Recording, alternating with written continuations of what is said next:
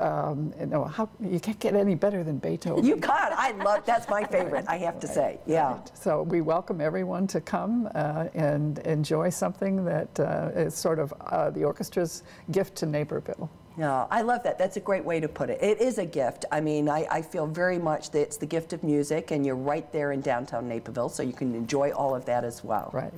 Thank you so much for coming by. We wish you all the best in the rest of your 65th season, and hoping that we get many more making music memories that will come into your website. Thank you so much for having us. You're welcome. If you are interested in learning more about the DuPage Symphony Orchestra or any of their upcoming concerts, please go and visit their website. We're going to take a quick break, but stay with us. We're coming right back with more Spotlight.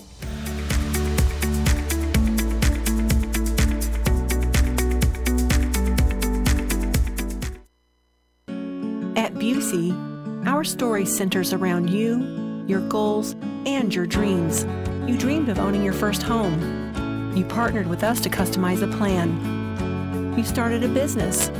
You trusted us to guide you through the ups and downs. You wanted to leave a legacy. You allowed us to bring your dreams to life. Thank you for partnering with us to make tomorrow's dreams today's reality. Busey, your dream, our promise.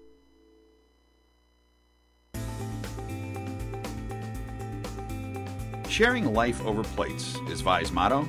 It's a simple philosophy, and it takes all the pressure off of you. For a starter, try their Neapolitan pizzas, baked to blistered perfection in a wood-fired oven. The mushroom carpaccio is worth a visit all by itself. But if you don't want to share one of the best dinners of your life, Vi's has you covered too, with entrees of wood-grilled fillets, peccari bolognese, or roast wild salmon.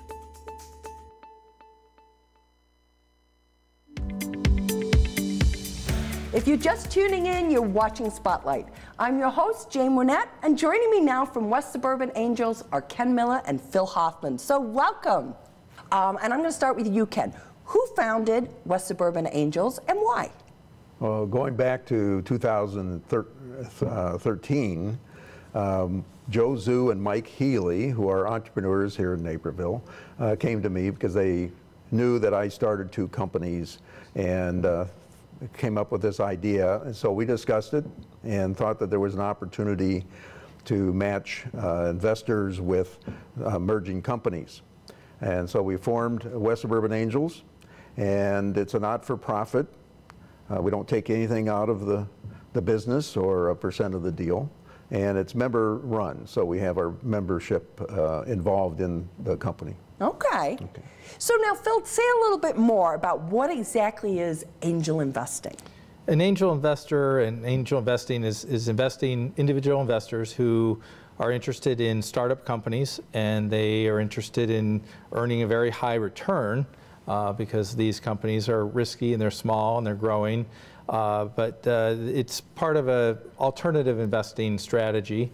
And because there's so much risk involved, we're looking at for high returns, but a lot of startups might fail. So investors that do invest with us and part of our membership, you're required to be an accredited investor, which means you have to have certain income or net worth requirements, minimums to meet. Okay, so in order to make sure that you've got enough money, because some will win and some will not win, right? Exactly. Okay, and I love the whole angel, because it does feel like you're always, oh, I just need an angel on my shoulder, and that's a little bit, right? What you're trying to do. We want to support young, growing companies, but we're still there. We have to look for the upside and the potential for a high return. Okay, okay. So now, Ken, what kinds of companies do you invest in? Well, I will tell you that we do not invest in real estate or restaurants. Okay. We know that. We know that. But we'll look at many companies. We've looked at food, artificial intelligence, technology. We see a lot of medical and technology, software, hardware, and those areas. We've even looked at some companies here in Naperville. Okay. Like Tiny Human Food. Yes. It's an interesting one. Yes. And we did invest in a company retail company that was the founder used to be an intern right here at NCTV17. Yes, so he's a wonderful, wonderful young man with a very good product that he's been working on for a long time. We thought so too. Yes, that's wonderful. That's so good to hear. So talk a little bit about the process of angel investing. Like how does it work? Well, for our group, there's always a lot of companies that need money and want money and have some opportunities. So we have to be pretty selective. We have a screening committee, and we get ideas, referrals from our own members, and they're just connections with either the community or outside investment opportunities. We work with other angel investment groups, some from Chicago or around the whole Midwest. And angel investment groups like to work together because it helps with the research process, it helps make it more efficient, and then it helps to pool some capital together in order to support the best candidates, right? So you're giving them more money, and it gives everybody a better opportunity. Our screening committee narrows it to 3 or 4 of the top selections with some interviews. And then we have our member meetings, which occur every couple months. We meet at North Central College at the Wentz Science Center, convenient location for a lot of the people in all the western suburbs. And then that's kind of like almost like a Shark Tank type of environment. Okay. The companies give their pitches, and we make individual decisions on whether to invest. Usually we'll pass on any company that maybe 2 or 3 or more of our members aren't interested in. Okay, so let me make sure that I understand. So it's sort of a collective, as a group you're investing? Well, or everybody makes their own, everyone makes their own decision individually. Okay. But it makes more sense to kind of work together, and we have a pretty diverse membership as well. We have people from technology and from corporate executives and former entrepreneurs, and having a diverse membership allows for us to get better perspectives on the investments. Okay, so you're taking everybody's into consideration, but it's your own personal decision as to the investment itself. Yes. Okay, okay, that makes sense. So Ken, how long would you expect, how long are you looking to expect to get a return on your investment? Well, certainly an investor would like a return in a year or 2. Yeah. But the reality is it could be 5 years plus. Okay. We had one very good return in the last year, and that was 3 years. Okay. So that was good. And we have a couple others that are coming up that we hope in the next 2 or 3 years will be a return. It could be an exit, sell to another company, be acquired. Okay. So that's looking good. Okay. Well, and it's interesting that you talk about working with other angel investor groups. I mean, I think that's kind of fascinating, the whole networking and using each other's resources. That's, and kind of maybe getting a sense of what those returns should be, right? Right. And it helps to close the deal. Yeah. If we work together. Yeah. Because they may not have all of the money invested and they want to close that particular transaction. So if we work together on it, we might be able to help close it out. Okay, okay. Now, what do you think, Phil, is the most interesting part about angel investing? Really, it's getting attached and seeing all these innovative and creative solutions that companies are coming out with. We see so many new, as Ken mentioned, medical companies, and we've seen companies that have helped with innovative solutions to wound care or bone repair products, and even surgery and cancer treatments. So being involved and seeing all that innovation, things that are really changing our world, is really interesting. We have a company that's a software company that helps manage robots from the cloud, so remotely managing robots, and those robots can have facial recognition, temperature and touch sensing. And an example of their application is that you would walk into a Walmart or a store, and the robot would recognize you because it can, in any Walmart, because it can interact with the cloud, and then maybe help you with your shopping list and lead you around. Okay, okay. Ken, as we wrap up here, how does somebody apply for investing with the West Suburban Angels? Well, as Phil said, we usually get referrals from current investors or others that know about us. But they can contact us by sending an email Okay. to kmiller@westsuburbanangels.com. Okay, we get to you personally. You can, yes. And certainly they should go to our website and take a look there, and you can connect through that as well. Okay, there's information on there that will kind of help walk them a little bit through that Yeah, it process. tells a little bit more about being an investor. Yeah. Well, I think it's tremendously interesting, the work that you're doing. And, you know, you think about really the backbone of America is on the backs of entrepreneurs. And so finding that capital to really be able to get an idea in motion is so difficult sometimes. So kudos to you for making that available to people right here in our area. Sure. If you would like to learn more about West Suburban Angels, please go and visit their website. We're going to take a quick break, but stay tuned. We're coming right back with more Spotlight.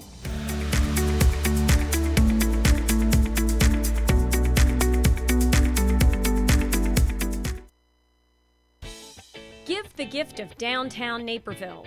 Treat someone special to a great shopping, dining, or spa experience with Downtown Naperville gift cards. Good at more than 150 businesses. Purchase them at 4 convenient locations or online and have them mailed directly to the lucky recipients. Best of all, there's no purchasing fee. Just choose an amount and send. It's that easy. The perfect gift for anyone at any time. Welcome back to Spotlight. I'm your host, Jay Murnett. I'm joined now by Drew Undyke and Jeff Bergman of the Illinois Rockets. So welcome. Thank you. It's good to see you. Drew, I've met you before. Jeff, this is the first time we're meeting. So I'm going to start with you in terms of how were you involved with the Illinois Rockets? What's your role and what's your background? So this is our 3rd season as a team, and I'm the head coach of the boys' fifth grade team. Okay, all right. And give me a little bit about your background. I grew up playing the game, still play the game. I played AU basketball for my dad's program, the Chicago Lakers, way back when. I played for Tom McCormick at Conant High School, and then I played 4 years at Davidson College for Bob McKillop. Okay, so you've had a pretty good basketball background, and now you're bringing that forward to the young folks. Yeah. So we talk about our philosophy and our goals for the kids often. At my level, the goal for our kids is to help them make their high school team.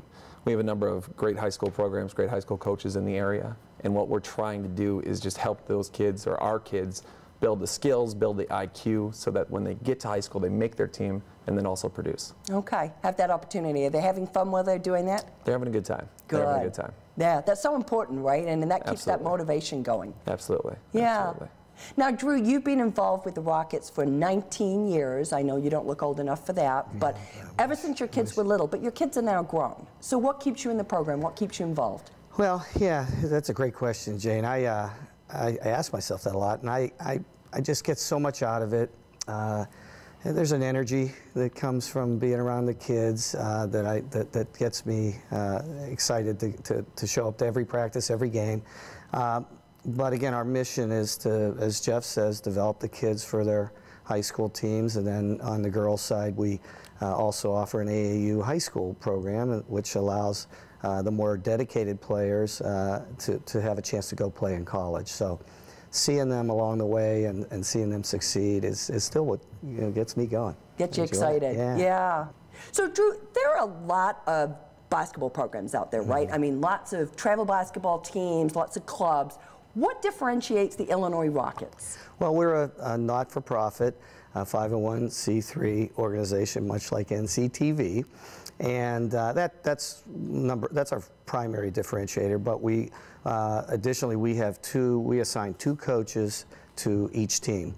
So all 10 players, boys and girls, get at least 2. You have 3, I think. 2 assistants.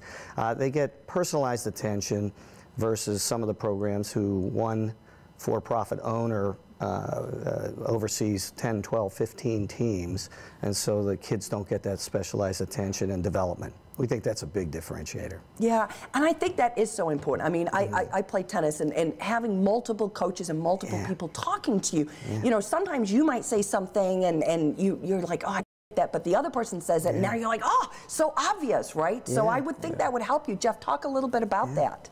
Yeah, no, for sure. I mean, every kid's got something that they're working on, and because in our setup, we sometimes have 2 teams practice together, right? So that's how we end up with 2, maybe 3 assistants at a time. So it's just, you know, the kids just get more and more individualized attention, and our practice facility, we have 6 baskets that we are able to use. So, you know, we're spread out, and you can't catch everything.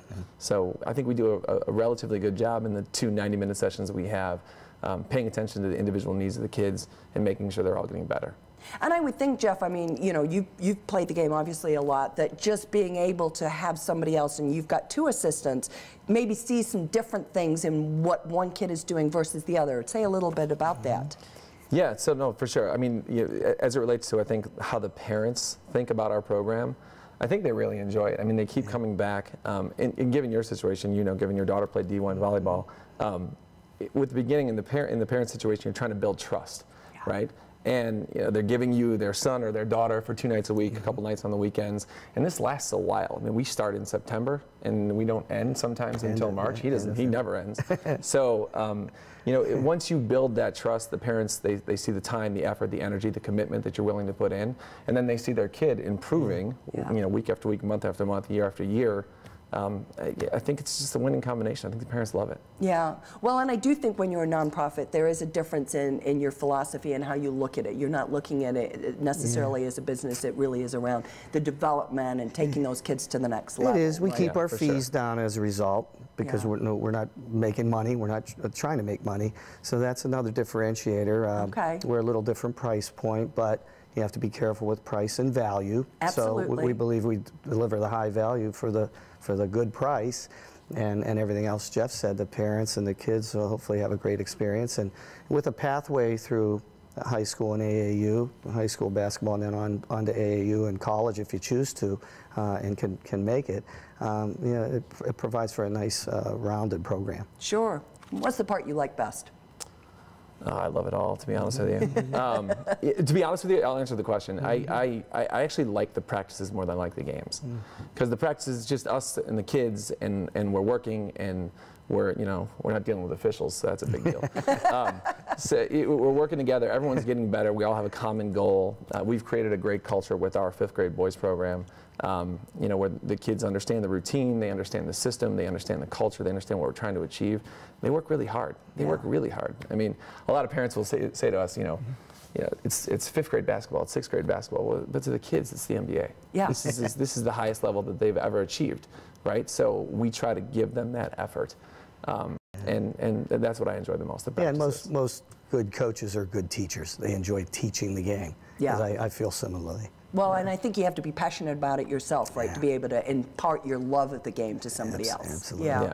For sure. Now, Drew, you have been working very hard, I know, with your high school girls AAU program, and trying to give your players that opportunity for that college exposure and the ability to maybe play at that next level. Talk a little bit about that part of your program and the success that you've been having. Yes, since 2010, we've sent over 60 young ladies on to play college basketball, many of whom are still playing. Some have graduated as we age, and so that's still a big part of what we do. I was at a high school basketball game last night watching some of our players, and there were 10 or 12 coaches there, college coaches there, so they also watched them once or twice during high school season. But we go out in the spring and summer, play 10 events. Hundreds and hundreds of college coaches get to see our young basketball players, young ladies, and we send maybe 8, 10, 11, 12 gals every year to college to play basketball. It's been great. And I know we've talked with a couple of them over the years, and I think one of the things we hear time and again is about how much work you put into trying to help open those doors for those children. Yeah, thanks. Yeah, that is a lot of work, and because we start with marketing them with player profiles, and we interview each player as to their academic interests, geographical restrictions. Do they want to go far away, stay home, close to home, etc. Then we market the kids via emails to all the colleges that on their interest list.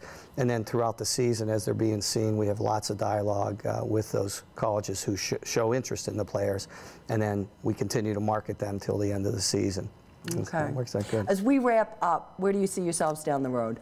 we're trying to build out the boys' AAU program. Okay. So that's one thing you haven't heard us talk about. And we've begun to do that the last 2 springs and summers, and we're going to continue that. So as Jeff gets further along in the program, we're hoping he can help us there too. Okay, okay. Sounds like he's qualified, so he is. I think you have yourself another job there, Jeff. I'll keep going until my son doesn't want to play for me anymore. Yes. Well, listen, thank you so much for coming by and for all the good work that you're doing with the kids that just adore the game of basketball. It's wonderful. If you would like to learn more about the Illinois Rockets, please go and visit their website. We're going to take a quick break, but stay tuned. We're coming right back with more Spotlight.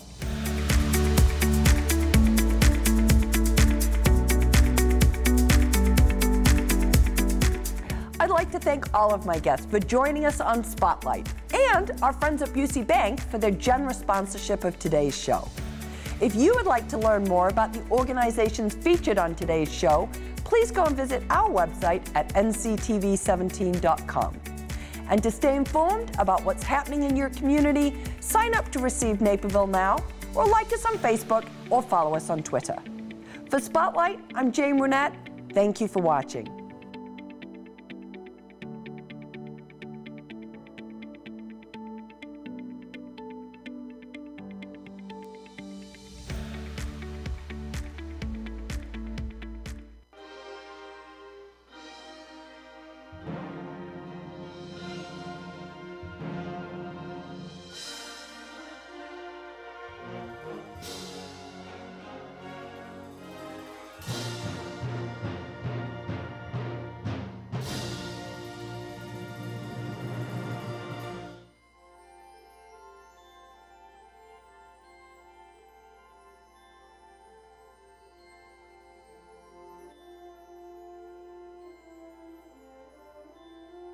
This episode of the Naperville Moms Network is brought to you in part by presenting sponsor Pinnacle Dermatology, dedicated to the health and beauty of your skin.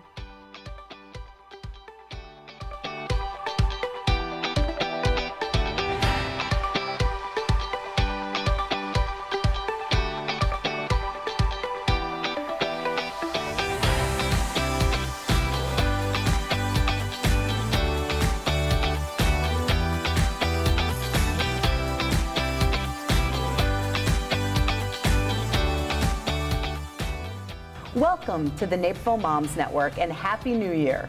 This month, Erica, Sarita, Patty, and I are joined by Wendy Gross of Naperville Clinical Associates. Wendy is an integrative therapist that specializes in women's issues, anxiety, depression, and more.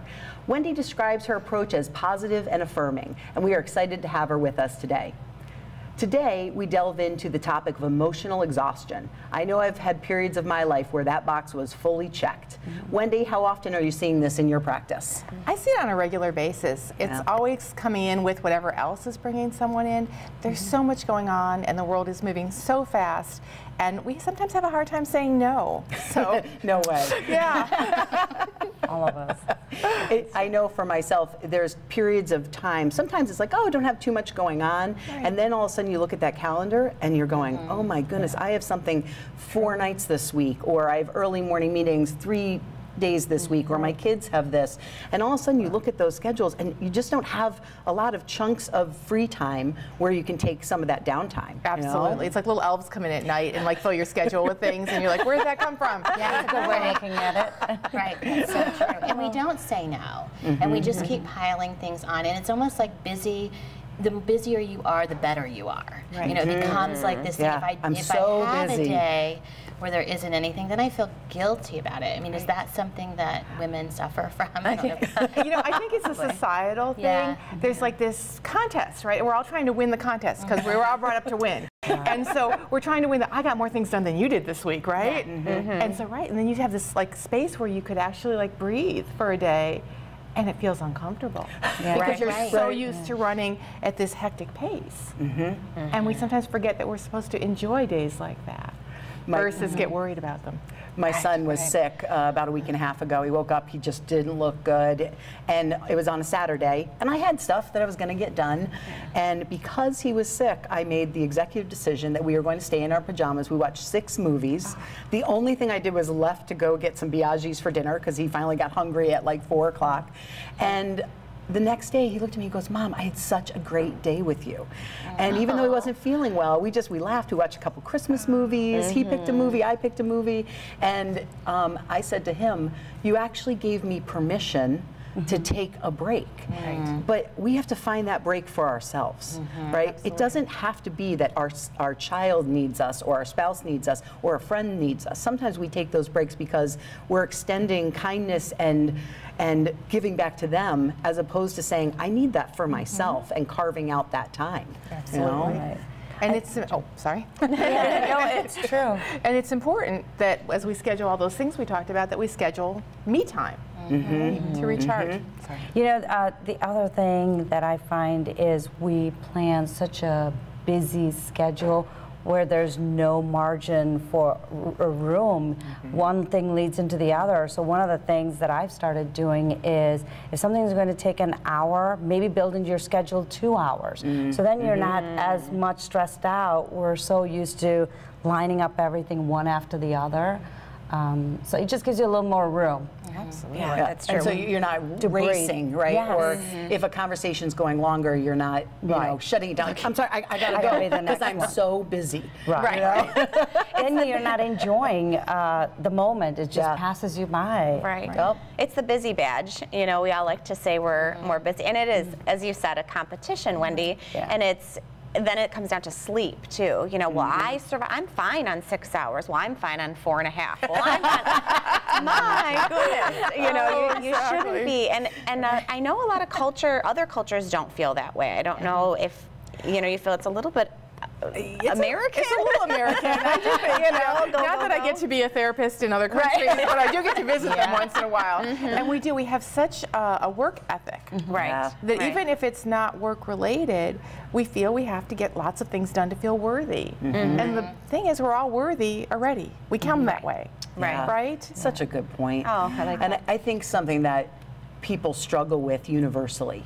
You know, at some point in your life, someone told you you weren't good enough or made you feel that way. And especially in early childhood, if you're taking that in at some level, then to be able to fight past that and get past that and be like, I am worth taking an hour to go exercise. I should go take a nap. I know we've talked about naps on the show multiple times, but I do need to go take a nap, right? I mean, Erica, with younger kids, it's way harder. You know, my boys are 15 and 16. If it's a Saturday afternoon and they're just hanging out, or now, you know, my older one has a car and he's almost never home and he has a job, and I can literally just go up and be like, hey, I'm going to go lay down for a little bit. And that's not a luxury that many people have, especially with younger kids, you know, when you're keeping them alive.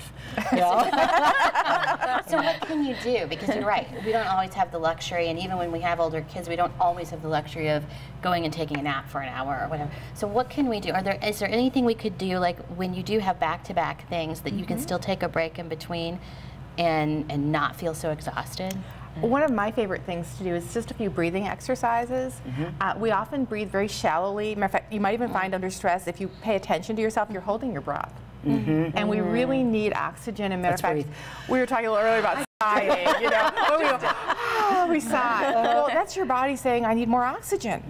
So just sometimes a minute or two, you know, because we can find a minute to do a breathing exercise. Meditation is a little bit harder because, you know, your brain keeps going. But counting, one of my favorites is box breathing, which is inhaling for a count of 4 to 8, depending on your lung capacity, holding the breath for the same amount of seconds, exhaling again, and then keeping your lungs empty. And just a minute or two of that calms the nervous system and kind of helps you recharge. And as that gets easier, you do a little bit longer, but I've been known to maybe do that at red lights. Don't tell the police.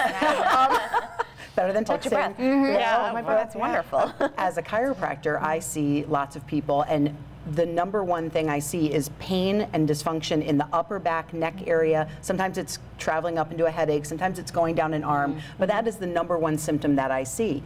And you think about that shallow breathing. A lot of people breathe where they're only expanding their chest area, and so their stomach isn't moving, and they're just And that is using those muscles way more than what we're supposed to be using them. So what we're supposed to be doing is taking a breath in and go and extending the diaphragm, and the air is supposed to go all the way down to your stomach.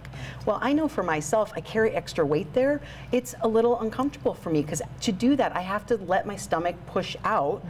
But what that also is doing is it's helping train the core muscles, because you're engaging those core muscles every single time you do that deeper breath.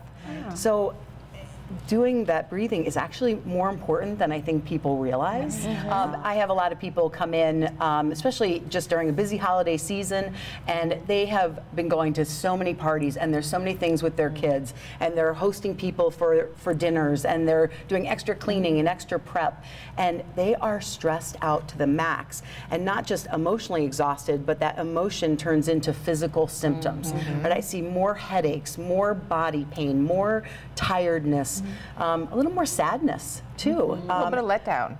Holiday letdown. I think so. Yeah, it does affect us. How do you handle that at your house, Rita? Are you always on the go as far as hosting people a lot and things like that, or? You know what? Initially, I was that way when my kids were younger. You know, wanting to make it the perfect holiday or the perfect birthday party, and just taking it to the nth degree.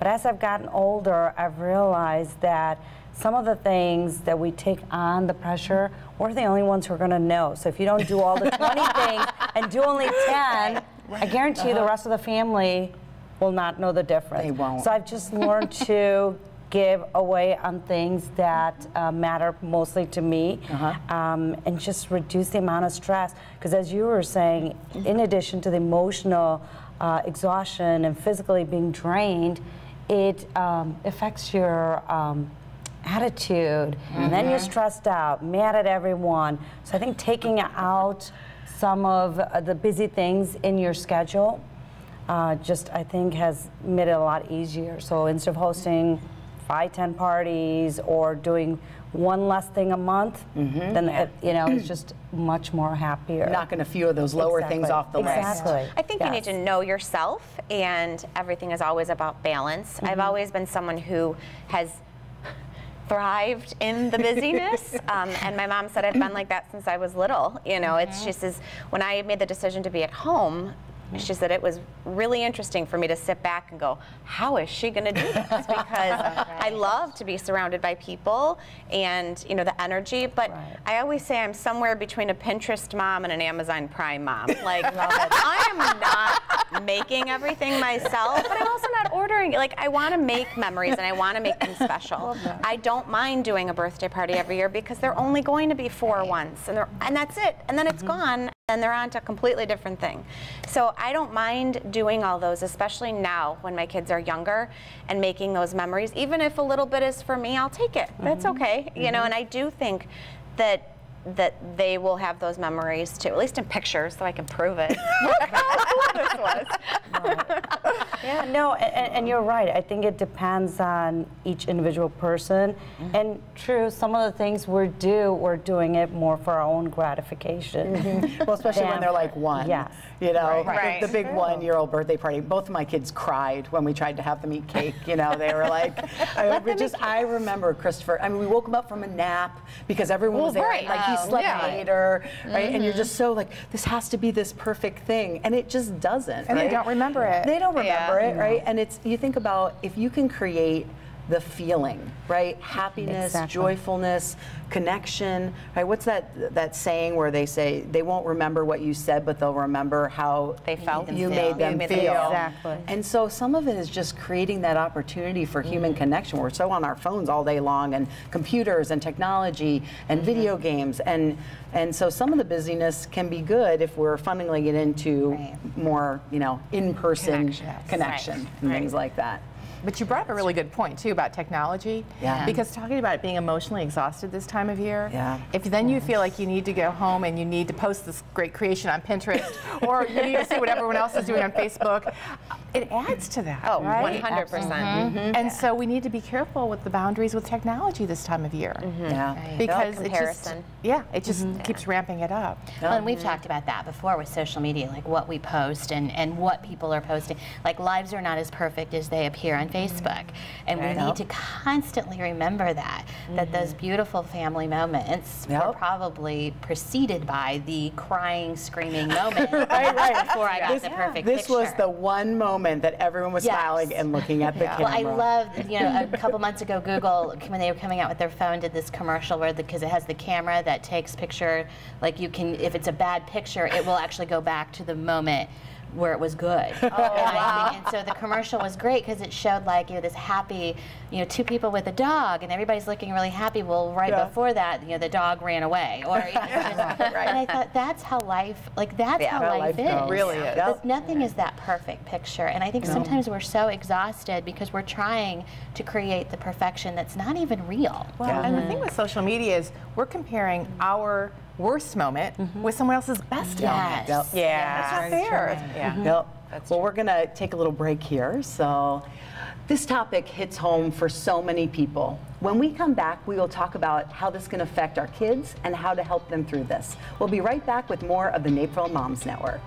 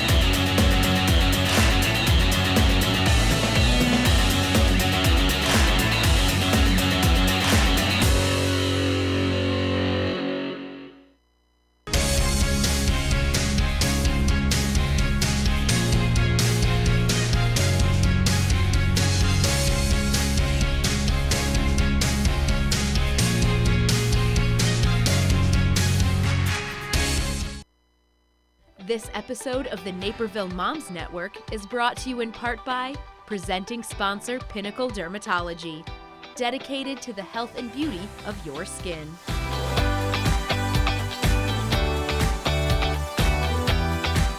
Welcome back to the Naperville Moms Network. We have chatted moms and exhaustion, but what about our kids?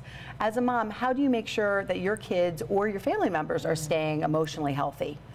Oh, my kids are emotionally exhausted? No way. They're making me emotionally exhausted.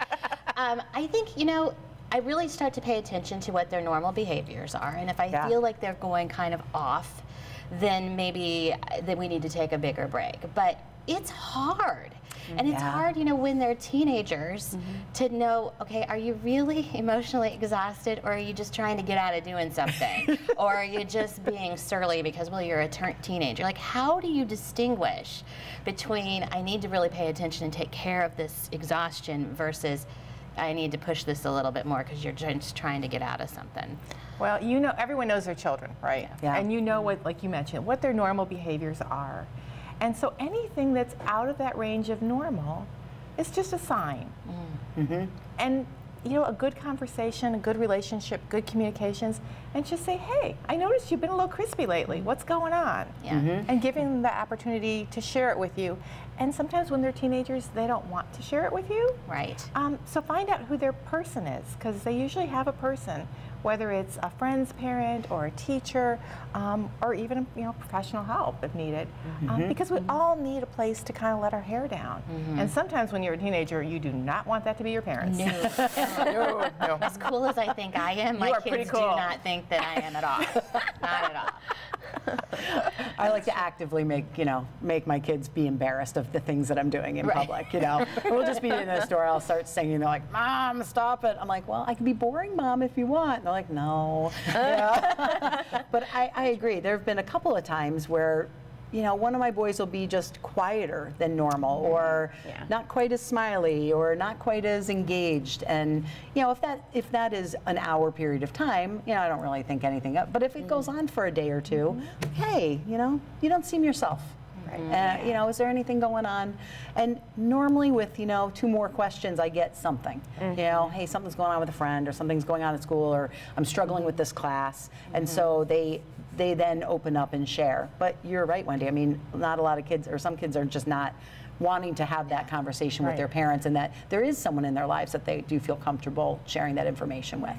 How about you with younger kids? Well, and it's similar. How do you distinguish between a tantrum, or a lot of it is tired too, right? And I find that with my second one, and I only have the 2, but he has to follow the older one's schedule. So now that she's in elementary school, all of a sudden things get later. And so if she has an activity till 7:30 or 8, I mean, he should be going to bed at 7:30, and that simply can't happen. So then I can at least connect the dots and understand why, because then it's tired or hungry. We always say hangry. You know, are you hangry? Are you tired? And if you're not, you know, what is the issue? My daughter, my husband is that person for my daughter when she's having whatever, you know, emotional exhaustion episode. He said that she reminds him of how he was when he was younger. So they share a lot of similarities. And so I'll even say, just go talk to her in your you way. Because, you know, he can relate to her, and it's true. You know, he will be able to get through to her, perhaps when I can't. So it's great It's good to have know that person. And also to not feel threatened by that. Right? Oh, no, no. I'm good. I am happy. I'm going to go read a book. You enjoy one thing off. But I think that's a good point, and you brought that up, but there probably is somebody else that they may connect with. And sometimes you do want to be, I want to be the go-to person. Why are you coming to me? But we do need to let that go and just be happy that our kids have someone else that they can connect to so they can let their hair down regardless of who that is if it's not me. What do you think are the reasons why kids these days have emotional exhaustion? Overscheduled. Overscheduled. Sleep has a big part. I can vouch for my high schooler. There's a lot of days that at 11:30, 12, I have to say to her, that's enough. I don't care at this point, but you need your sleep. So setting those boundaries, and as we've talked about technology, I think about it, you know, they're submitting their papers on the internet. There is no break. There's no separation between school and just family as we find for ourselves. So I think setting some limits is one of those, and also I think they take on a lot. And I've had to, with my kids, at some point, take some things off their plate and have them make those choices. Help counsel them. Absolutely. And I know for both my boys, they both are taking one additional honors or AP class that I advise them against. I just don't think, I mean, there's some kids that are on a track and it's Harvard, it's Yale, it's top level colleges, and some of those things are going to matter for them. For many kids, it's just not. Right, and so my oldest son's taking 3 high-level classes, and he's struggling in one of them. And I do remember, and I'm not like I told you so, but I did say in the beginning, I said, you know, you don't have to do that, right? He's going to become a chiropractor, and he's taking AP English. Well, he's a great writer, but what he found is he went from a class where he was kind of at the higher level of the class, and now, as he describes it, I'm at the lowest level. And he goes, I just thought as long as I did all the work that I would get the grade. Like, I just had to work harder. He's like, I'm working hard. He's like, I'm just not at the level. My vocabulary, my skill set is just not where it needs to be. So he goes, so next year, I'm not going to take that, you know? So some of it's trial and error, right? And some of it's letting them say, okay, if you want to do this, you know, then if you get a C in it, you know, then maybe next year don't do it. So part of it is passing off on, in my opinion, that responsibility of you are going to make your life decisions, and there are consequences, good and bad. And you're going to live in those consequences. I'm not going to be upset with you for getting a C. You're going to feel that for yourself, and then maybe make some changes next time. So, and the lessons that you learn yourself are much stronger They really are. Than the and ones somebody we shoving talk, it down yeah. your throat. Well, You know? and that actually goes to, too, with children, what they see is so much more imprinted on them than what we tell them. So I always like to say that, you know, what is caught is so much more important than what is taught. So it kind of brings it back to us and other family members that if we're running around kind of crazy and emotionally exhausted, what are we showing the kids? Right. Yeah. Right. Yep. Right. Yeah, it's also, I mean, it translates also into how do you let people treat you? How do you process the world? How do you respond to the world? Right? If they see you all angry and mad about something and that's your response, you know, those are the traits that they're going to learn in some way, you know? What do you think the ways we can help moms, you know, maybe even our spouses or our children, if one of us is struggling with that? What are some of the key ways that you find in your practice, Wendy, that really help people manage this? Well, communication is key to everything, whether it's with your children, obviously age-appropriate communication, spouse, anyone else that's in your home, right? Because some of us live in extended families, grandparents, so the biggest thing is communication. The second thing is finding a way to ask for help. Yeah. You know, sometimes it's just Moms really are so hard. good at that. Women in general, right? Right. And so, you know, asking for that help, and then, you know, we talked about it earlier. We schedule time to do everything for everyone else. We need to schedule time for ourselves. And whether that means a yoga class or a hot bath, right? Because, I mean, wouldn't a spa weekend work for all of us? I think that would be great, you know? But sometimes you don't have the time nor the money for that. So just putting in things that take care of yourself. Yeah. I know on Naperville Moms Network I've seen a couple of posts where a mom is saying, hey, I'm looking for someone to do almost like a co-op for babysitting. You know, I have a 2- and 4-year-old. It's expensive to get babysitters, right? And not every family can afford on a regular basis getting a sitter. I mean, at $10 to $15 an hour for you to go out for a couple hours, all of a sudden it's, you know, $50, $60 you're paying a babysitter on top of whatever activity you're doing. But having someone in your neighborhood or close by that has similar age kids, I always just thought it'd be a great idea. I didn't think of it when I was younger and had younger kids. We didn't have any family here. So it was very isolating. It was, I was either at work or I was with my kids, and we had a nanny, and you know, if we wanted to go do anything, it just got really expensive. So asking for that help, saying, hey, I'm a little overwhelmed right now, or saying no. Right? I mean, you know, I know we talked about this on a different episode, but there's sometimes you got to open up your calendar, and if there's just not enough free time, you just have to say, I am so sorry, I'm just overscheduled right now. Can you give me a shout back in, you know, 3 or 4 weeks? You know, especially if it's not something that's an urgent request. But that's difficult because we want to please everyone. Well, but you know, once you start saying no, it gets a lot easier. It does. It does. It just makes the initial. I used to always say, I need to join an anonymous group for just saying no. You know? I love that. But you know, once you do, like you said, it helps because you're reprioritizing. And we were talking about asking for help, even just your spouse or your kids. And I think the harder part is for us as mom and women, we're perfectionists. So we know someone else is not going to do it as well. And I think my husband has mastered that pretty well. He knows if he doesn't do it well enough, then I won't ask him. So he found a way to cope. Exactly. Good for him. Right. Yes. So I think letting go that, you know, it's not going to get done exactly as you want, but it's going to get done. Right, you open up the dishwasher and you're like, oh, you chose to load it that way. Okay. But it's going to get washed anyway, right? And we're gonna, well, and I think, you know, what you were saying, Wendy, about like kids are watching us. And I'm having a daughter that just graduated college and a son in college. You know, when they go away from the house and start to live a life, the way that they deal with life, the way they deal with the emotions and the stress and the challenges is a lot what they learned and what they saw in me, and being able to teach them early on to ask for help, you know, saying, you know, this is, you know, we have company coming over and everybody's taking a piece of this house, whatever it is. And just, I think the other part is that communication, letting them know why we're doing this. I'm not just doing it because I want to be mean and I'm too lazy to do it myself, although I am an Amazon Prime mom. Like, I'm on that end of the spectrum. But I think that that is just so important, and we forget that. We get so busy. Gosh, I learned so much from this table, and it's nice because I get to apply so much of the advice and the insights, and as you're speaking, I'm thinking, what am I teaching my kids? What am I teaching my kids? What am I, how do I respond? And, I think that I do make a conscious effort to say out loud the reason why I'm doing something. People are coming over. What does it matter? It does matter. You want to present a nice home. This is our environment. Just things like that. The other day I was getting my hair cut, or no, she was getting her hair cut, my daughter, and I said, let's meet the business owner.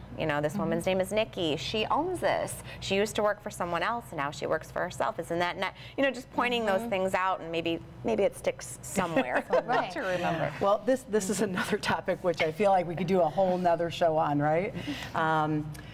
This has been a great conversation and something to stay on top of for yourself and for your kids. Remember, there are always people or resources you can reach out to for help.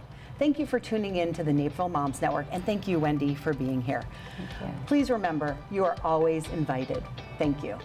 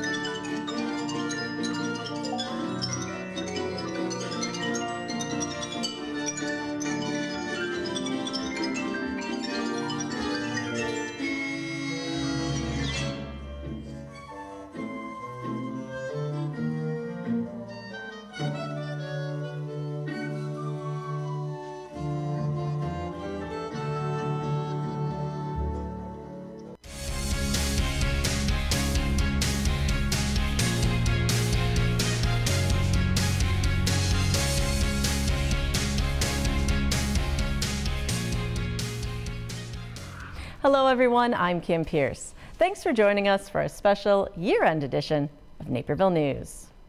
Our top story of the year was also one of the toughest to report.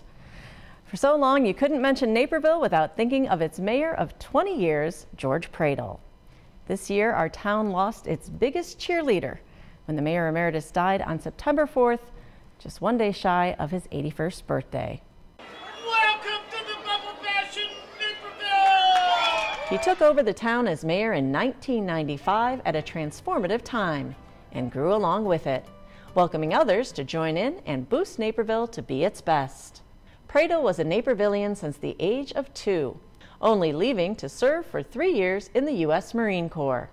When he returned, he continued his service, now as a Naperville police officer. His nickname became Officer Friendly, thanks to his welcoming manner and many visits to area schools. In 1977, he helped the Naperville Junior Women's Club create Safety Town, becoming the first teacher at the miniature village meant to train children in keeping safe. He went on to run for mayor in 1995, though he had no political background. He won the race, going on to keep his title for 20 years. People wanted to talk to somebody that would listen to them, and maybe they couldn't even help them, but it was just a feeling that they were part of the community. His tenure saw the addition of community outreach directors Krishna Bansal and Bill Liu, the expansion of the East Branch of the Riverwalk, the construction of the Carillon, and the beginnings of the Water Street District. Pradel stepped down as mayor in 2015, but was still a visible presence around town.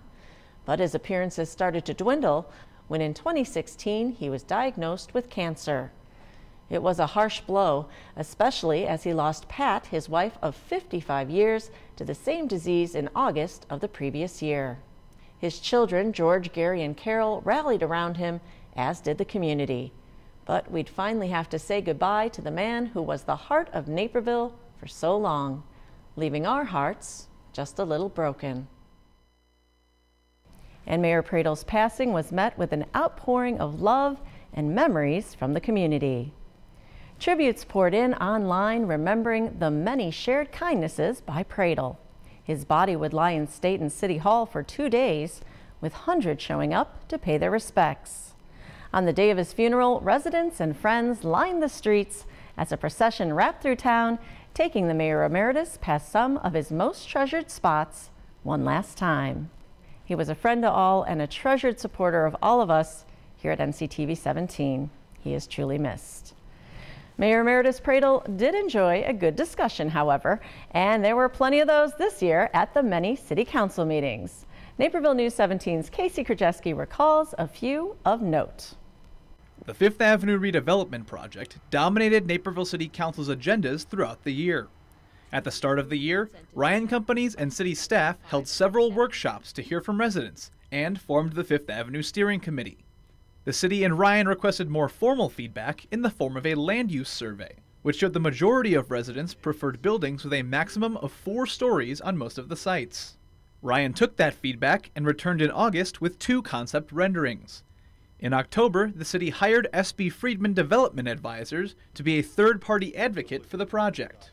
And though Ryan Companies has requested to move to Phase 2 concept refinement multiple times, Council has hit the pause button until questions surrounding commuter parking and the future of the DuPage Children's Museum are answered. Your next step is to wind this down into one working concept. I don't believe you have enough direction from us yet to identify one working concept. City Manager Doug Krieger indicated those answers could come in January. In July, Council okayed Citygate Center North, an event center and hockey rink located near the intersection of Ferry Road and Route 59. That will join Top Golf and Odyssey Fun World, as well as a whirly ball facility approved in August. This led to some council members referring to the area in northwest Naperville as its new entertainment district. I think the concept is an awesome concept. Thank you. Can't wait for that to come in. I think that whole area up there is going to be pretty cool with all the entertainment that's going to be available for the residents. Council also worked through an animal care ordinance, and though there was discussion about a warranty for animals purchased from pet stores, that ultimately was not included. The ordinance did include other protections for animals, including a requirement for shelters and pet stores to microchip pets, and putting in penalties for leaving animals in vehicles during extreme weather. For Naperville News 17, I'm Casey Krajewski. Something that never made its way to council this year was the proposal for a new Polo Club subdivision. Our own Blaine Irwin follows that story's development. Polo Club is a proposed subdivision for the unincorporated location at 119th Street, where polo fields currently sit and Galaxy Soccer Club plays. Developer D.R. Horton's original proposal of the mixed housing project had 95 single-family homes, 319 multifamily homes, townhomes and triplexes, and 309 apartment homes across 15 buildings. It first came to the Planning and Zoning Commission in June, where it was met with heavy backlash from residents for its high density, the impact it could have on Plainfield schools, and how it would affect already congested traffic in the area. South Point is literally landlocked. Trying to get out, the only way to get out is Champion and 59. Trying to turn on there, right now they've been doing construction, it's backed up, but it's normally backed up. I waited today, you're in between the lights of 111 and 119 trying to get out. You wait and wait. No vote was taken, and the public hearing was extended to a later date. The proposal's unit count was reduced from 723 to 702. D.R. Horton agreed to expand 119th Street to 3 lanes and to extend Book Road to 111th Street. With that, it got a split 3-3 vote from the Plan Commission in July, giving it no recommendation, positive or negative, for Naperville City Council. Since then, the proposal was further modified and unit count was reduced to 637, and 4.25 acres of parkland were added. But residents said the modifications didn't really fit with their concerns, namely that the density of the project is almost twice as high as neighboring subdivisions. We have South Point single-family homes, we have High Meadows single-family homes, we have Wolf Creek single-family homes, and then they're trying to build in here at the polo field single-family homes, townhomes, and apartments, which is really not compatible. But that proposal never made it to City Council. Although it was originally supposed to be voted on at the November 7th meeting, it was removed from the agenda at D.R. Horton's request. Reporting for Naperville News 17, I'm Blaine Irwin. D.R. Horton is making further revisions to the Polo Club proposal. It will actually be coming before the Plan Commission again early next year. Coming up, a look back at the top happenings in our school districts over the past year. NCTV17 is your nonprofit community TV station, keeping you informed and connected in many ways. Thanks for joining us for this week's Naperville News. You might tune in to our weekly newscasts or receive free daily news and sports updates in your email. Or perhaps you enjoy watching community events or any of our original series. Welcome to the Naperville Moms Network. It could be that you've been on our set in our studio as a guest in one of our talk shows. Or maybe your son or daughter has appeared in a sports highlight or live broadcast. Or someone you know has been featured in Sports Story Sunday. No matter how you connect with NCTV17, whether on air or online, we know you value local television coverage, and we value your continued support.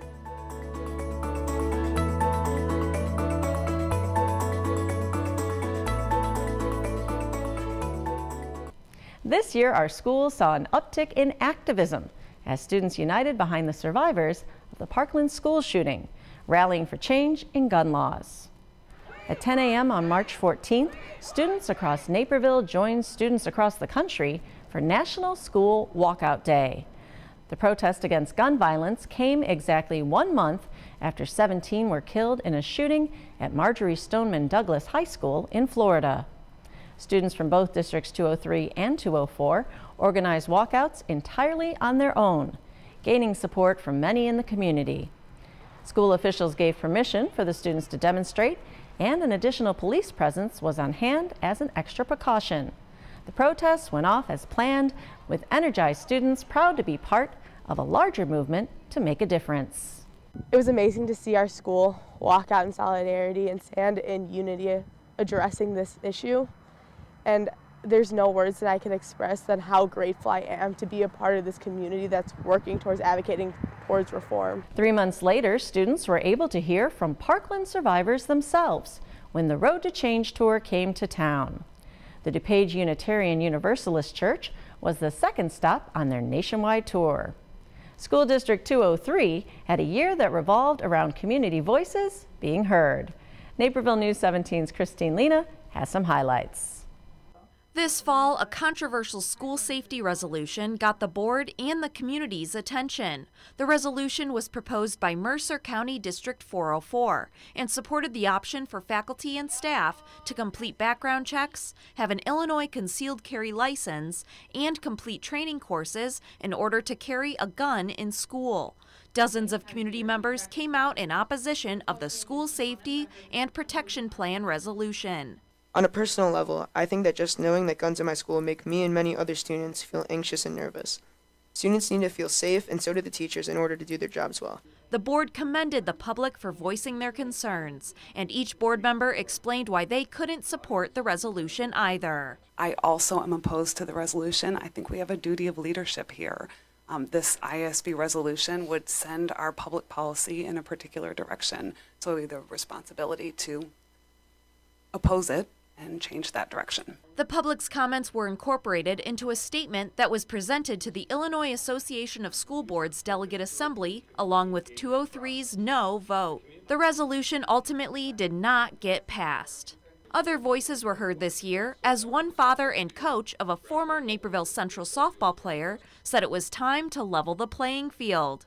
Jeff Anderson came to the board in June to discuss the drastic differences in aesthetics and spending between the boys' baseball field and the girls' softball field. Approximately $634,000 were spent on improvements of the baseball field and the press box here at Naperville Central, and they spent $27,000 on a new temporary outfield fence for the softball field, and that's been it. The Naperville Park District owns the softball field property at Knock Park, and the school district leases the use of it. The board passed an intergovernmental agreement so the Park District can allow the school district to make the necessary improvements, which the board has budgeted around $800,000 for. The updated field could be completed in the summer of 2019. And 203 took many top honors this year, including Naperville North High School getting recognized as a National Blue Ribbon School, making it one of just 24 in Illinois to receive the honor. Niche.com also named the district the third best in Illinois. Reporting for Naperville News 17, I'm Christine Lena. School District 204 spent much of 2018 thinking about improvements for their future. Naperville News 17's Blaine Irwin tells us more. Though the Engage 204 program started in late 2017, it ran into March of this year, and the school board received a list of 8 community desires in May.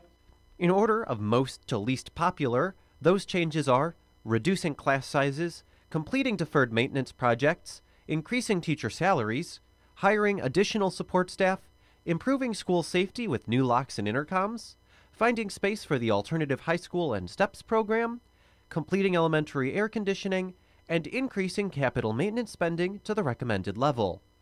But the district doesn't have the cash to get all these done at once, so the recommendations are being tackled as they become feasible. I think, we need to respond to our community, and we need to respond to what we heard. But we have to do what we have to do, which is to be financially responsible and chip away at this stuff.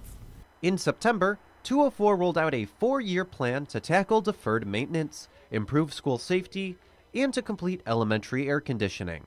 And in November, they detailed a plan to move the alternative high school from Indian Plains, which needs costly repairs, to Wheatland School for the start of the 2019 school year. That move is possible because 204 purchased a new building at 1250 Shore Road to serve as the home of the Operations and Maintenance Department, which has used Wheatland for the past several years. Pending purchase of an operations and maintenance facility on Shore Road, we're now in a position to convert Wheatland back to a school and find use for students. The school board also said goodbye to board member Lori Price, who served from her election in 2011 to her resignation in September. In October, they selected Natasha Grover out of the over 30 candidates who applied to fill the vacant seat. Grover will serve the remainder of Price's term, which ends in 2019, and she's running to keep the seat in next year's consolidated local elections. Reporting for Naperville News 17, I'm Blaine Irwin. Both school districts will see some turnover next year, with open seats up for grabs on both boards in the April municipal elections. And there's change ahead for several local and state offices representing our area as well, after midterm elections this November. It was a night for Democrats, newcomers, and close races, as we saw some long-standing seats overturned. Democrat Lauren Underwood unseated 4-term Republican Randy Hultgren in the 14th Congressional District, becoming the first African-American and woman to hold the office. Democrat Sean Casten took over U.S. House District 6, ousting 6-term Republican Peter Roscom. Democrat newcomer Ann Stava Murray won the 81st Illinois House District seat from David Olson by a small margin. And in a race that came down to the very last votes, both provisional and mail-in, Democrat newcomer Laura Ellman edged out incumbent Republican Michael Connolly for the Illinois Senate 21st District seat. Republicans would keep their seats in the 41st Illinois Senate District and the 41st Illinois Representative District, and also won the 42nd Representative District. Up next, we head to the parks and new additions that have come to town. We tell everybody's stories, stories big and small. Everybody's story matters to us, and it comes in a variety of shapes and sizes, and that's what makes it so special. We don't always need a big story. Sometimes we want a story that makes us laugh. Sometimes we want a story that we relate to. Sometimes we want to cry with that story. But more importantly, we want to hear the stories about our people in the community.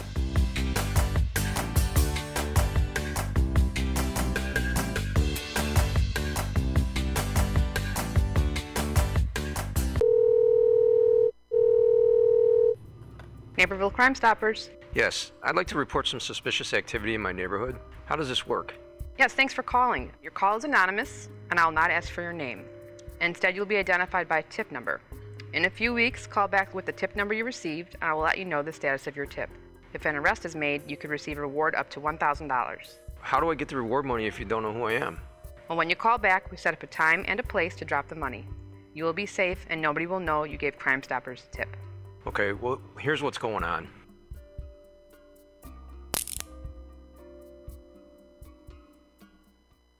The investigation into Mosier Tower's condition finally concluded this year. A structural examination that was done back in 2015 revealed that the 160-foot tall tower needed up to $3.5 million in repairs. This year, further more in-depth testing was done to learn more specific details about the tower's problems. That testing revealed the tower is structurally sound and in serviceable condition, but it will continue to deteriorate if no action is taken. The Riverwalk Commission will receive updated repairs and their costs from the city's engineering consultants early next year before deciding on a recommendation for City Council. It was another eventful year for the Park District. Naperville News 17's Casey Krajewski tells us more. The Naperville Park District undertook a major new project this year in Southwest Community Park. The Park District and Upland Design, the developer on the project, put out a survey and held a public input session in April to determine what residents wanted to see in the park. Though the results indicated an indoor aquatics facility is a priority in Naperville's parks, during a meeting in June, Park District Executive Director Ray McGurry said the park won't serve enough Naperville residents to make a pool financially viable. We believe it's just too far southwest out of in the city to move forward with something like that at this point. The district released plans for phase 1 of the project, which would include a splash pad, a sled hill, sports facilities, and other features. They also issued $11 million in bonds to help fund phase 1. Construction is scheduled to begin next summer. The Park District also broke ground on a new park and completed another. In September, officials turned the dirt on Naperville J.C.'s Park, a smart park next to the Municipal Center that will include free Wi-Fi, charging stations, and USB ports to create its outdoor workspace feel. Meanwhile, Rotary Harmony Park opened on the edge of the Riverwalk, giving residents the chance to make their own music on site. The other big news came in the form of a smoking ban in Naperville's parks. I think for me the tipping point really comes down to how this fits in with our mission. And I think with that as an overriding guide, I will be supporting passage of this. The ban took effect in August. For Naperville News 17, I'm Casey Krajewski. Another park saw a new addition with a nod to history. The Laughing Lincoln statue now sits in Central Park as the 50th installment of the Century Walk. The life-size bronze cast sculpture depicts our nation's 16th president at the age of 30, during the time in the mid-1800s when he and Naperville's founder, Joe Naper, served together in the state legislature. Naperville notable Don Worley had pushed for the statue, which now sits in the park he fought to preserve. The stone foundation Lincoln sits on comes from the Naperville Quarry. Another new addition brings a bit of culture to a long-deserted building. Patel Brothers opened on the corner of Jefferson and Ogden Avenues in February. The Indian grocery store took over the space once owned by Menards, which had sat vacant since the early 2000s. Now it's filled with the food and flavors of Indian cooking. The almost $13 million build-out of the store includes the land, store, and strip mall that will eventually have several restaurants and a beauty parlor. After the break, we'll take a look back at the champions from the local sports scene from 2018. Give the gift of downtown Naperville. Treat someone special to a great shopping, dining, or spa experience with Downtown Naperville gift cards. Good at more than 150 businesses. Purchase them at 4 convenient locations or online and have them mailed directly to the lucky recipient. Best of all, there's no purchasing fee. Just choose an amount and send. It's that easy. The perfect gift for anyone at any time. BlackRock has grown quickly since its founding less than 10 years ago. At BlackRock, you cook your steak on a sizzling 755-degree volcanic rock to your exact liking. You can also enjoy all kinds of seafood on the volcanic rock, so each piece is seared to perfection and piping hot as you eat it. At BlackRock Bar and Grill, it's more than just a meal. It's an experience.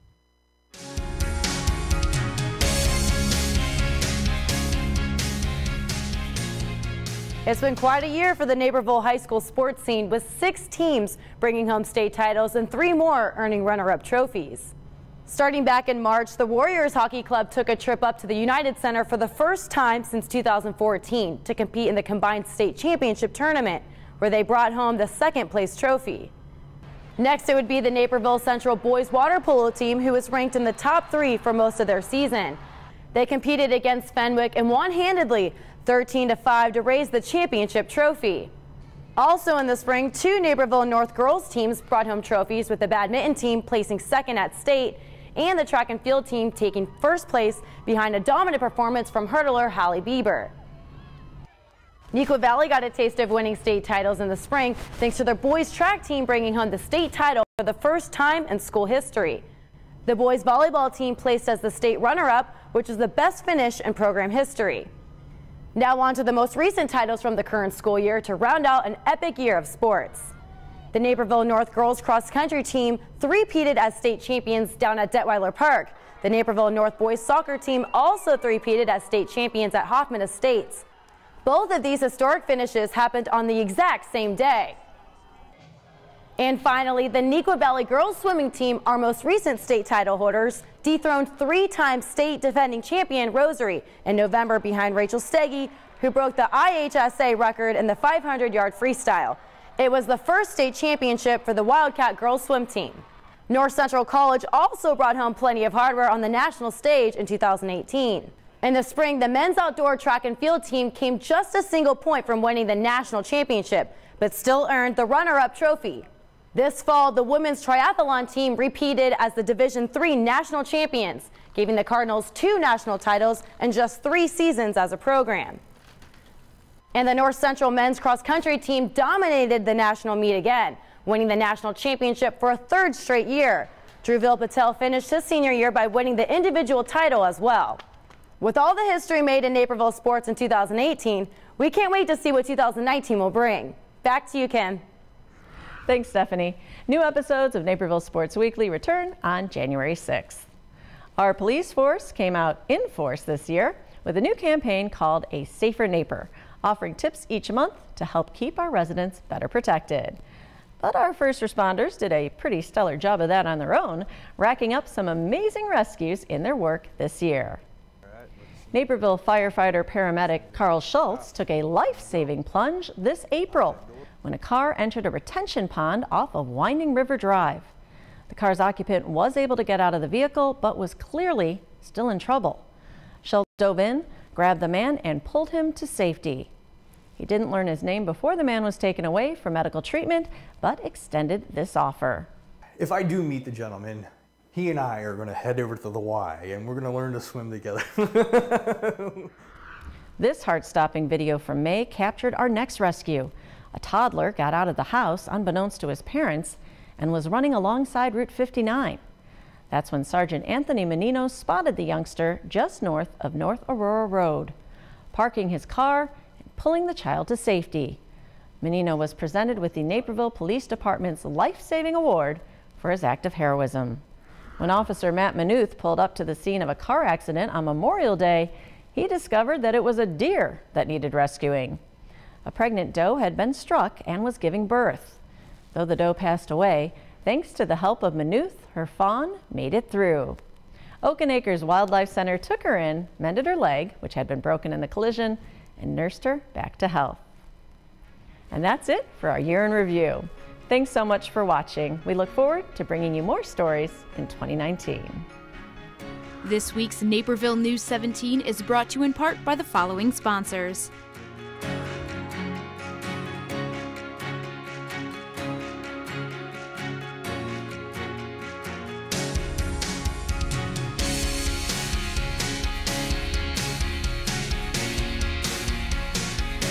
This program is partially funded by a grant from the City of Naperville.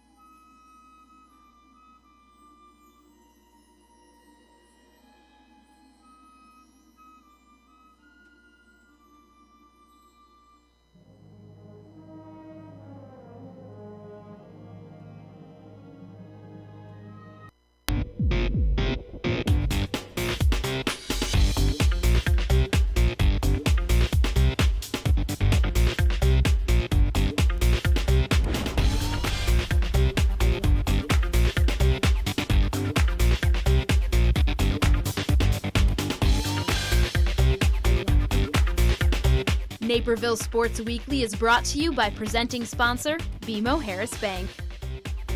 Welcome into the final NSW show of 2018. Well, this year we have seen 8 different teams bring home state titles and numerous athletes take home individual crowns. We round out this year with some bowling, swimming, some hockey, and basketball, which is where our journey begins. First up are the ladies with Bennett Academy traveling to Naperville North. Let's take a break from conference play and hang out with the Naperville North Huskies as they host the 12-2 Bennett Academy Red Wings. Bennett up 4 early in the first. Lauren Stack looking for a move and hits Kendall Holmes, who drains the 3, 7-0. 2:30 left in 1. North's Letty Drummond picks up the loose ball, lays it off the glass. 11-2 now as North finally gets on the board. Into the second, and great passing down the court on the fast break leads to Asher.